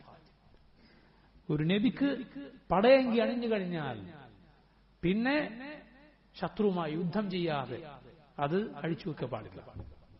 പടയങ്കി അണിഞ്ഞു കഴിഞ്ഞു, ഇനി ഇത് യുദ്ധം നടക്കാതെ അഴിച്ചു വെക്കുന്ന പരിപാടിയില്ല. അതൊരു നബിക്ക് യോജിക്കുകയില്ല. അള്ളാഹു അവന്റെ വലിയന്റെയും അവന്റെ ശത്രുവിന്റെയും ഇടയിൽ തീർപ്പ് കൽപ്പിക്കാതെ തീരുമാനമാകാതെ ഇനി അഴിച്ചു വെക്കുക എന്നത് ഒരു നബിക്ക് യോജിക്കുകയില്ല എന്ന് നബി സല്ലല്ലാഹു അലൈഹി വസല്ലം പറഞ്ഞു. പിന്നെ റസൂലുള്ളാഹി സ്വല്ലല്ലാഹു അലൈഹി വസല്ലം സഹാബത്തിനെയുമായി യുദ്ധത്തിന് നീങ്ങുകയാണ്. നോക്കൂ നിങ്ങൾ, അള്ളാഹുവിന്റെ വിധി അങ്ങനെയാണ്. അങ്ങനെ നടക്കാനാണ് റബ്ബ് സുബ്ഹാനഹു വ തആല വിധിച്ചത്. നേരത്തെ അവരുടെ തീരുമാനം നബി സല്ലല്ലാഹു അലൈഹി വസല്ലം അവർക്ക് പറഞ്ഞു കൊടുത്ത വഴി അങ്ങനെ ആയിരുന്നില്ല. ഇങ്ങോട്ട് വരട്ടെ, മദീനയിലേക്ക് കയറട്ടെ, എന്നിട്ട് അവരെ നാലുപാട് നിന്നും ആക്രമിക്കാം. അവർക്ക് പരിചിതമല്ലാത്ത വീടുകളും ഇടവഴികളും ഒക്കെയാണ് മദീനയിലുള്ളത്. ഒരു സൈന്യത്തിന് ഒന്നാകെ കയറി വരാൻ പറ്റിയ രൂപത്തിലല്ല. പക്ഷേ സഹാബത്തിൽ പലരും ഈ അഭിപ്രായം പറഞ്ഞു, അതിനെതിരെ അഭിപ്രായം പറഞ്ഞു. റസൂലുള്ളാഹി സ്വല്ലല്ലാഹു അലൈഹി വസല്ലം അത് അംഗീകരിച്ചു. അവിടുന്ന് പടയങ്കിയുമായി അത് അണിഞ്ഞ് പുറത്തിറങ്ങി. പടയങ്കി അണിഞ്ഞാൽ ഒരു നബിക്ക് പിന്നെ അത് അഴിച്ചു വെക്കുക, യുദ്ധം ചെയ്യാതെ അഴിച്ചു വെക്കുക പാടില്ല എന്ന് പറയും. യുദ്ധത്തിലേക്ക് നീങ്ങുകയാണ്, ഉഹദിലേക്ക് നീങ്ങുകയാണ്. ഔസ് ഗോത്രത്തിന്റെ പതാക റസൂലുള്ളാഹി സ്വല്ലല്ലാഹു അലൈഹി വസല്ലം ഉസൈദ് ഇബ്നു ഹുദൈർ റളിയല്ലാഹു അൻഹുവിനെ ഏൽപ്പിച്ചു. എന്നാൽ ഖസ്റജ് ഗോത്രത്തിന്റെ പതാക ഹുബാബ് ഇബ്നുൽ മുൻദിർ റളിയല്ലാഹു അൻഹു എന്ന സഹാബിയുടെ കയ്യിലായിരുന്നു. മുഹാജിറുകളായ മക്കയിൽ നിന്ന് മദീനയിലേക്ക് ഹിജ്റ വന്ന സഹാബിമാരുടെ മുഹാജിറുകളുടെ പതാക മഹാനായ സഹാബി മുസ്അബ് ഇബ്നു ഉമൈർ റളിയല്ലാഹു അൻഹുവിന്റെ കയ്യിലായിരുന്നു. മദീനയിലെ കാര്യങ്ങൾ നോക്കാൻ അബ്ദുല്ലാഹ് ഇബ്നു ഉമ്മി മക്തൂമിനെ റസൂലുള്ളാഹി സ്വല്ലല്ലാഹു അലൈഹി വസല്ലം ഏൽപ്പിച്ചു. അത്ര 1000 പേരാണ് നബി സല്ലല്ലാഹു അലൈഹി വസല്ലമയുടെ കൂടെ ഉണ്ടായിരുന്നത്. നബിയുടെ മുന്നിൽ 2 സഅദുമാർ നടന്നു എന്നാൽ ഇവിടെ മുന്നിൽ 2 സഅദുമാർ. അതാണ് 2 സഅദുമാർ. ഒന്ന് സഅദ് ഇബ്നു മുആദ് ഔസ് ഗോത്രത്തിന്റെ നേതാവാണ് റളിയല്ലാഹു അൻഹു. രണ്ടാമത്തേത് സഅദ് ഇബ്നു ഉബാദ ഖസ്റജ് ഗോത്രത്തിന്റെ നേതാവ്. മനസ്സിലായില്ലേ? സഅദാൻ എന്ന് പറയുന്നത് ഈ 2 ഒന്ന് ഔസ് ഗോത്രത്തിന്റെ നേതാവാണ്. ആരാണത്? സഅദ് ഇബ്നു മുആദ്. ഖസ്റജ് ഗോത്രത്തിന്റെ നേതാവ് ആരാണ്? Saad Ibnu Ubada. രണ്ടുപേരും സഅദുമാരാണ്. അങ്ങനെ ഇവർ രണ്ടുപേരും റസൂലുള്ളാഹി സ്വല്ലല്ലാഹു അലൈഹി വസല്ലമയുടെ മുന്നിൽ നടന്നു. അല്ലാഹുവിന്റെ റസൂൽ 2 പടച്ചട്ടണിഞ്ഞിരുന്നു എന്നാണ്, ഒന്നിനു മുകളിൽ ഒന്ന്. അങ്ങനെ റസൂലുള്ളാഹി സ്വല്ലല്ലാഹു അലൈഹി വസല്ലം അണിഞ്ഞിരുന്നു. നോക്കൂ നിങ്ങൾ, അപ്പോൾ ഒരു ഉപകാരം ലഭിക്കാനോ ഒരു ഉപദ്രവം തടുക്കാനോ ഉള്ള ഭൗതികമായ വഴികൾ സ്വീകരിക്കുക എന്നത് അത് തവക്കുലിനെതിരായ കാര്യമല്ല. മനസ്സിലായില്ലേ? ഒരാൾക്ക് പണം സമ്പാദിക്കാൻ അതിനുവേണ്ടി ജോലി ചെയ്യുന്നു, അത് തവക്കുലിന് എതിരല്ല. മനസ്സിലായില്ലേ? അതുപോലെ അപകടം ബാധിക്കാതിരിക്കാൻ എന്തെങ്കിലും ചെയ്യുന്നു. വിശപ്പ് മാറാൻ നമ്മൾ ഭക്ഷണം കഴിക്കുന്നത് പോലെ, ദാഹം മാറാൻ വെള്ളം കുടിക്കുന്നത് പോലെ, ഇങ്ങനെ അസ്ബാബ് സ്വീകരിക്കുക എന്നത് തവക്കുലിന് അള്ളാഹുവിൽ ഭരമേൽപ്പിക്കുന്നതിന് എതിരല്ല. മറിച്ച് അത് ശരീരം കൊണ്ട് പ്രവർത്തിച്ച് ഹൃദയം കൊണ്ട് അള്ളാഹുവിൽ ഭരമേൽപ്പിക്കുക. കാരണം അള്ളാഹുൽ തവക്കുലാക്കുന്നവരുടെ എല്ലാം ഇമാമായ നബി സല്ലല്ലാഹു അലൈഹി വസല്ലമയെ പോലെ അള്ളാഹുൽ തവക്കുലാക്കുന്ന ആരുമില്ല. റസൂലുള്ളാഹി സ്വല്ലല്ലാഹു അലൈഹി വസല്ലം ഇതാ 2 പടയങ്കി അണിഞ്ഞിട്ടാണ്, ഒന്നിനുമേൽ ഒന്ന് അണിഞ്ഞിട്ടാണ് ഉഹദിലേക്ക് ഇറങ്ങുന്നത്. റസൂലുള്ളാഹി സ്വല്ലല്ലാഹു അലൈഹി വസല്ലമയുടെ സഹാബത്തിൽ അതുപോലെ പടയങ്കി അണിഞ്ഞ പലരും ഉണ്ടായിരുന്നു. ചരിത്രത്തിന്റെ ഗ്രന്ഥങ്ങളിൽ കാണാം, ഹംസ റളിയല്ലാഹു അൻഹു ഒന്നും അണിയാതാണ് അത്ര പോയത്, പടയങ്കിയിലൊന്നുമില്ല. സുബ്ഹാനല്ലാഹ്. അങ്ങനെയാണ് അത്ര ഹംസ ഇബ്നു അബ്ദുൽ മുത്തലിബ് റളിയല്ലാഹു അൻഹു പോയത്. ആ യുദ്ധത്തിൽ അബ്ദുല്ലാഹ് ഇബ്നു ഉമറിനെ പോലെ പ്രായം കുറഞ്ഞ ചിലരെ, അവർ പ്രായമെത്തിയിട്ടുള്ള കുട്ടികളാണ് എന്ന നിലക്ക് റസൂലുള്ളാഹി സ്വല്ലല്ലാഹു അലൈഹി വസല്ലം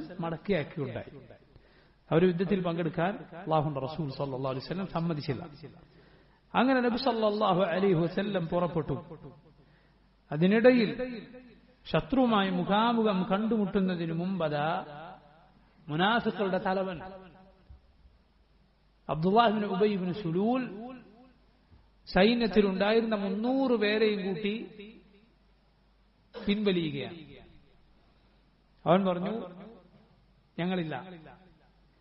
അവൻ പറഞ്ഞത്രേ, നബി സല്ലല്ലാഹു അലൈഹി വസല്ലം കുറെ പിള്ളേരുടെ അഭിപ്രായം കേട്ടു, ഞങ്ങൾ മുതിർന്നവരുടെ അഭിപ്രായം കേൾക്കാൻ നിന്നില്ല. ഇങ്ങനെ പല ഞൊണ്ടി ന്യായങ്ങളും പറഞ്ഞ് അവനും 300 പേരും പിന്തിരിഞ്ഞു പോയി. സുബ്ഹാനല്ലാഹ്. നോക്കൂ നിങ്ങൾ, ആ നിർണായക ഘട്ടത്തിൽ, സഹായം ആവശ്യമായ ഘട്ടത്തിൽ പാലം വലിക്കാം. ഇത് മുനാഫിക്കുകളുടെ സ്വഭാവമാണ്. മുനാഫിക്കുകളുടെ സ്വഭാവമാണ്. അവർ പിന്തിരിഞ്ഞു പോയി. ആ സമയത്ത് ജാബിർ റളിയല്ലാഹു അൻഹുവിന്റെ പിതാവ് അബ്ദുല്ലാഹ് ബിൻ അംർ ബിൻ ഹറാം റളിയല്ലാഹു അൻഹു, അദ്ദേഹത്തിന്റെ ഉഹദിലെ പോരാട്ടം, അത് വമ്പിച്ച പോരാട്ടമാണ്. ഇൻഷാ അല്ലാഹ് അതേ സംബന്ധിച്ചുള്ള ഹദീസുകൾ വരുന്നുണ്ട്. അദ്ദേഹം ഇവരുടെ പിന്നാലെ ചെന്നിട്ട് പറഞ്ഞു അത്രേ, ഇതാ നിങ്ങൾ ഈ സമയത്ത് നബി സല്ലല്ലാഹു അലൈഹി വസല്ലമയും മുസ്ലിമീങ്ങളെയും കൈവിട്ടിങ്ങനെ പോകാൻ പാടില്ല. അപ്പൊ അവർ പറഞ്ഞത്രേ, യുദ്ധം ഉണ്ടാകും ആയിരുന്നുവെങ്കിൽ ഞങ്ങൾ പോകില്ലായിരുന്നു.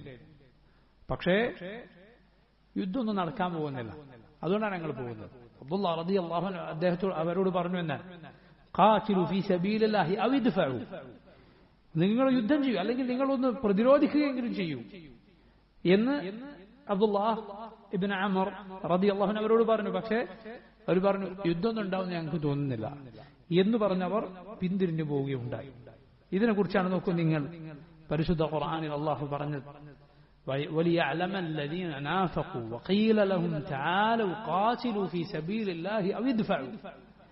മുനാഫിഖുകളോട് അവിടെ വെച്ച് പറയുകയുണ്ടായി, നിങ്ങൾ യുദ്ധം ചെയ്യുക അല്ലെങ്കിൽ പ്രതിരോധിക്കുകയെങ്കിലും ചെയ്യൂ. ഖാലു, അവർ പറഞ്ഞു, ലൗ നഅലമു ഖിതാലൻ ലത്തബഅനാകും, ഇവിടെ ഒരു യുദ്ധമുണ്ടാകുമെന്ന് അറിയുമായിരുന്നെങ്കിൽ ഞങ്ങൾ എന്തായാലും നിങ്ങളുടെ കൂടെ വന്നേനെ. അല്ലാഹു പറയുകയാണ്, ഹും ലിൽ കുഫ്രി യൗമഇദിൻ അഖറബു മിൻഹും ലിൽ ഈമാൻ. ആ വേളയിൽ അവർ ഈമാനിനോടല്ല അടുത്തു നിൽക്കുന്നത്, കുഫറിനോടാണ് അവർ അടുത്തു നിൽക്കുന്നത്. യഖൂലൂന ബിഅഫ്വാഹിഹിം മാ ലൈസ ഫീ ഖുലൂബിഹിം, അവരുടെ കൽബിൽ ഇല്ലാത്തത് അവർ വായ കൊണ്ട് പറയുകയാണ്. വല്ലാഹു അലമു ബിമാ യക്തുമൂൻ, അവർ മറച്ചു വെക്കുന്നത് എന്തോ അത് അല്ലാഹുവിന് ഏറ്റവും നന്നായി അറിയാം.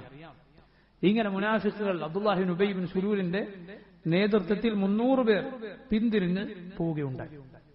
ഈ സമയത്ത് നോക്കൂ നിങ്ങൾ, മുസ്ലിമീങ്ങളുടെ മുഅ്മിനീങ്ങളുടെ മുനാഫിക്കുകളൊന്നും അല്ലാത്ത രണ്ട് ഗോത്രങ്ങൾ ബനു സലിമ ബനു ഹാരിസ എന്നീ 2 ഗോത്രങ്ങൾ അവർക്ക് തോന്നിപ്പോയി, എന്ത് പിന്തിരിഞ്ഞു പോയാലോ എന്നവർക്ക് തോന്നിപ്പോയി. കാരണം ഇതുപോലുള്ള ഘട്ടങ്ങൾ, ഇതുപോലുള്ള അപകടഘട്ടങ്ങൾ, കാര്യങ്ങൾ കീഴ്മേൽ മറിയുന്ന, എന്താണ് സംഭവിക്കുന്നതെന്ന് മനസ്സിലാകാത്ത, അപ്പുറത്ത് ശത്രുവുണ്ട്, ഇപ്പുറത്താകട്ടെ മുസ്ലിമീങ്ങളാണെന്ന് പറയുന്ന ചില ആളുകൾ പിന്തിരിഞ്ഞു പോകും. ഇതുപോലുള്ള ഘട്ടങ്ങളിലാണ് ചിലപ്പോൾ നന്മയുള്ള ചില ആളുകൾ വരെ പതറിപ്പോയേക്കും. ചില ഘട്ടങ്ങളിൽ അതാണ് ഫിത്നകൾ ഉണ്ടാകുമ്പോൾ. അങ്ങനെയാണ് ഫിത്നകൾ എന്ന് പറഞ്ഞാൽ കൊടുങ്കാറ്റ് പോലെ ഫിത്നകൾ. അങ്ങോട്ടും ഇങ്ങോട്ടും ആളുകൾ ആടി ഒലയും പൊടിപാറിയിട്ടുണ്ടാവും. എന്താണ് നടക്കുന്നതെന്ന് മനസ്സിലാവില്ല. ഒക്കെ അടങ്ങിയാലേ നമുക്ക് മനസ്സിലാവുള്ളൂ, ഇന്നവൻ ഇന്നടത്തുണ്ട്, മറ്റവൻ ഇന്നടത്തുണ്ട് എന്നൊക്കെ. ഹസൻ ബസ്രി റഹിമഹുല്ലാഹ് അദ്ദേഹം പറഞ്ഞതുപോലെ, ഇന്നൽ ഫിത്നത ഇദാ അഖ്ബലത് അറഫഹ അൽആലിം വഇദാ അദ്ബറത് വതവല്ലത് അറഫഹ കുല്ലു ജാഹിൽ. ഫിത്ന, കുഴപ്പം വരുമ്പോൾ അത് ആര് മനസ്സിലാക്കും? ഇൽമുള്ളവർ, ഉലമാ, പണ്ഡിതന്മാർ തിരിച്ചറിയും. വഇദാ അദ്ബറത് വതവല്ലത്, എന്നാൽ ഫിത്ന വന്ന് തിരിച്ചുപോയാൽ അപ്പോഴേക്കും നശിക്കേണ്ടവനൊക്കെ നശിച്ചിട്ടുണ്ടാവും, പിഴച്ചുകൊണ്ടവനൊക്കെ പിഴച്ചു പോയിട്ടുണ്ടാവും. തന്റെ ആദർശം ഇതുവരെ പഠിച്ചു വെച്ചത് അതൊക്കെ കളഞ്ഞു കുടിക്കേണ്ടവൻ കളഞ്ഞു കുടിച്ചിട്ടുണ്ടാവും.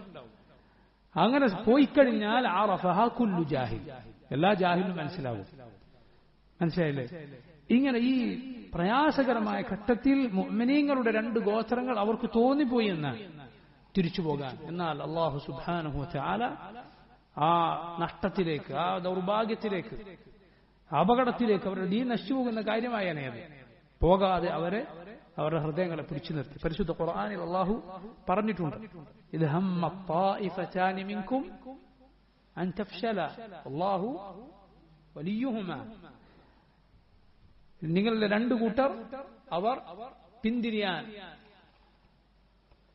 അവർ ആ കാര്യത്തിൽ നിന്ന് ആ കാര്യം മുടക്കി അത് അവസാനിപ്പിച്ച് തിരിച്ചു പോകാൻ അവർക്ക് തോന്നിയ രംഗം, വല്ലാഹു വലിയുഹുമാ, എന്നാൽ അള്ളാഹുവാണ് അവരുടെ രക്ഷാധികാരി. അഥവാ അള്ളാഹു അവരെ ആ പിന്തിരിയലിന് അനുവദിച്ചില്ല. അള്ളാഹു അവരുടെ ഹൃദയങ്ങളെ ഉറപ്പിച്ചു നിർത്തി. നോക്കൂ നിങ്ങൾ, ജാബിർ ബിൻ അബ്ദുല്ലാഹ് അൻസാരി റളിയല്ലാഹു അൻഹു പറയുകയാണ്, നസലത് ഹാദിഹിൽ ആയതു ഫീനാ. ഇമാം ബുഖാരി മുസ്ലിം ഉദ്ധരിച്ച ഹദീസാണ്. ഈ ആയത്ത് ഞങ്ങളുടെ കാര്യത്തിലാണ് അവതരിച്ചത്. ഇത് ഹമ്മ ത്വായിഫതാനി മിൻകും അൻ തഫ്ശല, നിങ്ങളുടെ രണ്ടു വിഭാഗങ്ങൾ അവർ പിന്തിരിയാൻ പോയ സന്ദർഭം, അവർക്ക് അങ്ങനെ തോന്നിയ സന്ദർഭം. ബനി സലിമ വ ബനി ഹാരിസ, ബനു സലിമ ഗോത്രവും ബനു ഹാരിസ ഗോത്രവും. ജാബിർ റളിയല്ലാഹു അൻഹു ബനു സലിമ ഗോത്രക്കാരനാണ്. ഞങ്ങളെ കുറിച്ചാണ് ആയത്തിറങ്ങിയത്. അദ്ദേഹം പറയുകയാണ്, നിങ്ങൾ പിന്തിരിയാൻ പോയി. അപ്പൊ അവർക്ക് തോന്നിപ്പോയ ആ തെറ്റായ കാര്യത്തെക്കുറിച്ച് ഖുർആനിൽ പരാമർശമുണ്ട്. എന്നിട്ടും ജാബിർ റളിയല്ലാഹു അൻഹു പറയുകയാണ്, വമാ ഉഹിബ്ബു അന്നഹാ ലം തൻസിൽ. പക്ഷേ ആയത്ത് ഇറങ്ങിയില്ലായിരുന്നുവെങ്കിൽ, ഇറങ്ങാതിരുന്നെങ്കിൽ നന്നായിരുന്നു എന്ന് ഞാൻ ഒരിക്കലും പറയുകയില്ല. അത് ഞാൻ ഇഷ്ടപ്പെടുന്നില്ല. എന്താണ് കാരണം? കാരണം ആയത്തിൽ അള്ളാഹു ഭാഷാവസം പിന്നെ പറഞ്ഞെന്താ, അല്ലാഹു വലിയുഹുമാ, അള്ളാഹുവാണ് അവരുടെ രക്ഷാധികാരി എന്നാണ്. അവരുടെ വലായത്ത് അള്ളാഹു സുബ്ഹാനഹു വ തആല ഏറ്റെടുത്തിരിക്കുന്നു. അതിൽ അവർക്കുള്ള പ്രശംസയുണ്ട്. അള്ളാഹു അവരെ കാത്തു എന്ന കാര്യം അതിലുണ്ട്. അതുകൊണ്ട് ഈ ആയത്ത് ഇറങ്ങിയില്ലായിരുന്നുവെങ്കിൽ എന്ന് ഞാൻ ഒരിക്കലും, ഇറങ്ങാതിരിക്കുന്നത് ഞാൻ ഇഷ്ടപ്പെടുന്നില്ല. അള്ളാഹു അങ്ങനെ ആ ആയത്തിൽ പറഞ്ഞതുകൊണ്ട് എന്ന് ജാബിർ ബിൻ അബ്ദുല്ലാഹ് അൻസാരി റളിയല്ലാഹു അൻഹു പറഞ്ഞത് കാണാം. അങ്ങനെ അതാ അള്ളാഹുവിന്റെ റസൂൽ സല്ലല്ലാഹു അലൈഹി വസല്ലം മുസ്ലിമീങ്ങളെയും കൊണ്ട് ഉഹദിന്റെ രണാങ്കണത്തിൽ ഇറങ്ങുകയാണ്. നബി സല്ലല്ലാഹു അലൈഹി വസല്ലം യഥാർത്ഥത്തിൽ ആ യുദ്ധത്തിന് വേണ്ടി മുസ്ലിമീങ്ങളെ സജ്ജീകരിച്ച രൂപം ഏറ്റവും നല്ല രൂപമാണ്. മുസ്ലിമീങ്ങൾ വിജയിക്കുന്ന രൂപത്തിലുള്ള രൂപമാണ് നബി സല്ലല്ലാഹു അലൈഹി വസല്ലം ആ രൂപത്തിലാണ് അവരെ നിർത്തിയത്. മുസ്ലിമീങ്ങളുടെ പിന്നിൽ ഉഹദ് മലയും, മദീനക്കും മുസ്ലിമീങ്ങൾക്കും ഇടയിൽ മുശ്രിക്കുകളും വരുന്ന രൂപത്തിൽ റസൂലുള്ളാഹി സ്വല്ലല്ലാഹു അലൈഹി വസല്ലം വഴിമാറി വന്നു എന്നാണ് മുസ്ലിമീങ്ങളെയും കൊണ്ട്. മുസ്ലിമീങ്ങളുടെ വശങ്ങൾ പലതും മലയാണ്. അതുകൊണ്ട് ആ ഭാഗത്തു നിന്ന് അവർ ആക്രമിക്കാൻ സാധിക്കുകയില്ല. എന്ന് മാത്രമല്ല, മുസ്ലിമീങ്ങൾ പിന്തിരിഞ്ഞോടുകയില്ല. കാരണം പിന്നിൽ പർവ്വതമാണ്, ജയിച്ച് അടങ്ങും എന്ന രൂപത്തിലായിരിക്കും യുദ്ധം ചെയ്യുക. റസൂലുള്ളാഹി സ്വല്ലല്ലാഹു അലൈഹി വസല്ലമയും സഹാബത്തും വൈകിയാണ് യുദ്ധത്തിന്റെ സ്ഥലത്ത് എത്തിയത് എങ്കിൽ പോലും ഏറ്റവും നല്ല സ്ഥലമാണ് നബി സല്ലല്ലാഹു അലൈഹി വസല്ലമക്ക് കിട്ടിയത്. 50 റുമാത്തിനെ അഥവാ അമ്പെയ്ത്തുകാരെ റസൂലുള്ളാഹി സ്വല്ലല്ലാഹു അലൈഹി വസല്ലം അതാ മലമുകളിൽ നിർത്തുകയാണ്. അബ്ദുല്ലാഹ് ഇബ്നു ജുബൈർ റളിയല്ലാഹു അൻഹുവിന്റെ നേതൃത്വത്തിൽ റസൂലുള്ളാഹി സ്വല്ലല്ലാഹു അലൈഹി വസല്ലം അവരോട് പറഞ്ഞു, ബുഖാരിയുടെ സഹീഹിൽ നമുക്ക് കാണാം, ഇൻ റഅയ്തുമൂന തഖത്തഫുന അത്വൈർ ഫലാ തബ്റഹു, ഞങ്ങളെ പക്ഷികൾ റാഞ്ചിക്കൊണ്ടുപോകുന്നത് നിങ്ങൾ കണ്ടാൽ പോലും, എന്ന് പറഞ്ഞാൽ അത്രയും പരാജയം ഞങ്ങൾക്കുണ്ടായി എങ്കിൽ പോലും ഫലാ തബ്റഹു, നിങ്ങൾ അവിടെ തന്നെ നിന്നുകൊള്ളണം. ഫലാ തബ്റഹു മകാനകും ഹാദാ ഹത്താ ഉർസില ഇലൈക്കും, ഞാൻ നിങ്ങളെ വിളിച്ചാലല്ലാതെ നിങ്ങൾ വരരുത്. വഇൻ റഅയ്തുമൂന ഹസംനൽ ഖൗമ, ഈ ആളുകളെ, ശത്രുക്കളെ ഞങ്ങൾ പരാജയപ്പെടുത്തുകയാണ്, വഔതനാഹും, അവരുടെ മേൽ ഞങ്ങൾ വിജയം നേടുകയാണ്, അത് നിങ്ങൾ കണ്ടാലും ഫലാ തബ്റഹു, അവിടെ തന്നെ നിൽക്കണം. ഹത്താ ഉർസില ഇലൈക്കും, ഞാൻ വിളിച്ചാലല്ലാതെ, നിങ്ങളെ വിളിക്കാൻ ആളെ അയച്ചാലല്ലാതെ നിങ്ങൾ വരരുത്. റസൂലുള്ളാഹി സ്വല്ലല്ലാഹു അലൈഹി വസല്ലമയുടെ ശക്തമായ ഈ നിർദ്ദേശം, നബി സല്ലല്ലാഹു അലൈഹി വസല്ലമയുടെ ഈ താക്കീത് ബുഖാരി ഉദ്ധരിച്ച ഹദീസിൽ നിന്നാണ് ഞാൻ വായിച്ചത്. ഇത് ഉഹദ് യുദ്ധത്തിലെ പ്രധാനപ്പെട്ട ഒരു കാര്യമായിരുന്നു. യുദ്ധതന്ത്രത്തിൽ വളരെ പ്രധാനപ്പെട്ട ആ യുദ്ധവുമായി ബന്ധപ്പെട്ട പ്രധാനപ്പെട്ട ഒരു നീക്കമായിരുന്നു നബി സല്ലല്ലാഹു അലൈഹി വസല്ലം ചെയ്തത്. എന്നാൽ അത് ആ 50 പേരിൽ ധാരാളം പേർക്ക് അത് പാലിക്കാൻ സാധിച്ചില്ല. അവരുടെ നേതാവ് അബ്ദുല്ലാഹ് ബിൻ ജുബൈർ റളിയല്ലാഹു അൻഹു അവരോട് പറഞ്ഞിട്ടും നബി സല്ലല്ലാഹു അലൈഹി വസല്ലം എന്താണ് നമ്മളോട് പറഞ്ഞത് എന്ന് പറഞ്ഞിട്ട് മുസ്ലിമീങ്ങൾ വിജയിച്ചു എന്ന് കണ്ടപ്പോൾ അവർ ഇറങ്ങി വന്നു. യുദ്ധത്തിന്റെ ഗതി അതോടെ മാറുകയാണ്. അതിനു മുമ്പ് എന്താണ് ഉണ്ടായത്? അതിനു മുമ്പ് യഥാർത്ഥത്തിൽ എന്താണ് സംഭവിച്ചത്? ഘട്ടത്തിൽ മുസ്ലിമീങ്ങൾക്ക് വിജയമാണ് ഉണ്ടായത്. സഹാബിമാർ പറയുന്നത് കാണാം, ഉഹദിൽ മുശ്രിക്കുകൾ കൂടെ കൊണ്ടുവന്ന സ്ത്രീകൾ അവരുടെ കാലിൽ ധരിച്ചിരുന്ന ആഭരണങ്ങൾ കാണുമാറ്, ആളുകൾ കാണുമാറ് വസ്ത്രം ഉയർത്തിപ്പിടിച്ച് ഓടിപ്പോകുന്നത് ഞങ്ങൾ കണ്ടിരുന്നില്ല. അത്രയും പരാജയം അവർക്കുണ്ടായി. കൊണ്ടുവന്നവരൊക്കെ പിന്തിരിഞ്ഞോടുന്ന രൂപത്തിൽ പരാജയ മുശ്രിക്കുകൾക്ക് ഉണ്ടായി. അത് സഹാബിമാർ പറയാൻ ഞങ്ങൾ കണ്ടിട്ടുണ്ട്. പക്ഷേ അതിനിടയിലാണ് ഇങ്ങനൊരു സംഭവം. മുസ്ലിമീങ്ങൾ ആ യുദ്ധാർജിത സ്വത്ത് ശേഖരിക്കുന്നതിനിടയിൽ ഉഹദ് ഈ മലമുകളിൽ നബി സല്ലല്ലാഹു അലൈഹി വസല്ലം നിർത്തിയിരുന്ന ആളുകൾ, അവരിൽ പലരും പറഞ്ഞു, കണ്ടോ അവർ ജയിച്ചു, അതുകൊണ്ട് ഇനി ഗനീമത്ത് എടുക്കാൻ നമുക്ക് പോകാം എന്ന് പറഞ്ഞ് അവർ താഴേക്കിറങ്ങി. അവരുടെ നേതാവ് അബ്ദുല്ലാഹ് ബിൻ ജുബൈർ റളിയല്ലാഹു അൻഹു പറഞ്ഞത് അവർ കേട്ടില്ല. അങ്ങനെ അവർ താഴേക്കിറങ്ങിയപ്പോൾ ഈ അമ്പെയ്ത്തുകാരായിരുന്നു മറുവശത്ത് നിന്ന് വരുന്ന സൈന്യത്തെ അമ്പെയ്തുകൊണ്ട് തടുത്തു നിർത്തിയത്. 50 പേർ അമ്പെയ്യുന്നതും കുറച്ചാളുകൾ, വലിയൊരു സംഘത്തെ കുറച്ചാളുകൾ അമ്പെയ്യുന്നത് എങ്ങനെ ഉണ്ടാവും? ആ കുറച്ചാളുകൾ നിഷ്പ്രയാസം അത് അകന്നു മാറ്റി അവരെ കൊലപ്പെടുത്താനും അങ്ങോട്ട് കടന്നു ചെല്ലാനും സാധിക്കും. അതാണ് യഥാർത്ഥത്തിൽ ഉണ്ടായത്. അവരിൽ പല ആളുകളും താഴേക്ക് ഇറങ്ങിയപ്പോൾ ഈ കുറച്ചാളുകളെ വീണ്ടും കടന്നു വന്ന ആ വഴിയിലൂടെ തിരിഞ്ഞു വന്ന ഖാലിദ് ബിൻ വലീദിന്റെ നേതൃത്വത്തിലുള്ള സൈന്യം അവർ പരാജയപ്പെടുത്തി, അവരെ കൊന്നുകളഞ്ഞു. എന്നിട്ട് മുസ്ലിമീങ്ങളെ അവരെ ഈ രൂപത്തിൽ ആക്രമിച്ചു. രണ്ടു ഭാഗത്തു നിന്നും ആക്രമണം ഉണ്ടായി. മുസ്ലിമീങ്ങൾ പരസ്പരം കൂടിക്കലർന്നുപോയി. ശത്രു ആരാണ് എന്നതുപോലും തിരിച്ചറിയാൻ പറ്റാത്ത അവസ്ഥയിൽ അവരെത്തിപ്പോയി. അതുകൊണ്ടാണ് ഹുദൈഫ ഇബ്നു യമാൻ റളിയല്ലാഹു അൻഹു അദ്ദേഹത്തിന്റെ പിതാവ് ഉഹദിൽ മുസ്ലിമീങ്ങളുടെ കയ്യാലാണ് കൊല്ലപ്പെടുന്നത്. മുസ്ലിങ്ങളുടെ കയ്യാൽ ആളെ മനസ്സിലാക്കാതായിപ്പോയി. ആകെ കൂടിക്കലർന്ന് എന്താണ് സംഭവിച്ചത് എന്നറിയാത്ത അവസ്ഥയിൽ എത്തിപ്പോയി. അങ്ങനെ മുസ്ലിമീങ്ങൾക്ക് വലിയ നഷ്ടം ആ യുദ്ധത്തിലുണ്ടായി. ഇൻഷാ അല്ലാഹ് അതിന്റെ വിശദാംശങ്ങളും മറ്റുള്ള കാര്യങ്ങൾ നമുക്ക് വരുന്ന ദർസിൽ വിശദീകരിക്കാം. والله تعالى أعلم. صلى الله وسلم وبارك على عبده ورسوله نبينا محمد وآله وصحبه أجمعين. سبحانك اللهم وبحمدك أشهد أن لا إله إلا أنت أستغفرك وأتوب إليك. السلام عليكم ورحمة الله وبركاته.